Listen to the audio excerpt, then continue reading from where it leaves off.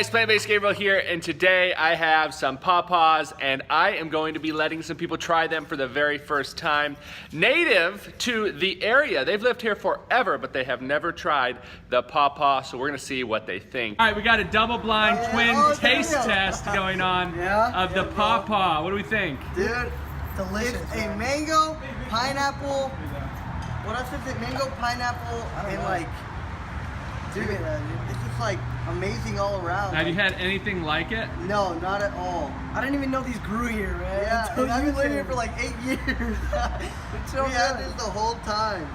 It's really, really good. All right, we've got Victor here going in for a Pawpaw. What does it smell like, Victor? It smells like joy. Joy. No, it smells like, it smells like a really good mango.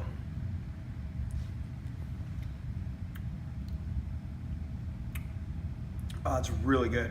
What do you think? What do you think it tastes like? I gotta take another bite to really, or maybe I'll just have to eat the whole thing. Just Probably. to really know what it tastes like. It tastes like if a mango had a baby with a banana. A mango banana baby. And like their kid went to private school. A Gucci mango banana. Mm-hmm. And their kid got top marks and then went to an Ivy League school. And then it became this. Thank you, Jacob, Joseph, and Victor for helping describe the Pawpaw, North America's native fruit.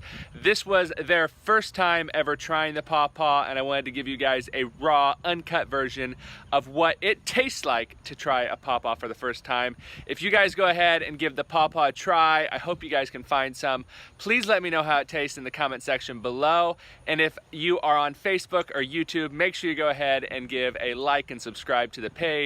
And as always, this video and blog and many past and future recipes can be found on my website, plantbasedgabriel.com. I am Plant-Based Gabriel with the Pawpaw and a taste test, hoping I will see you guys very, very soon.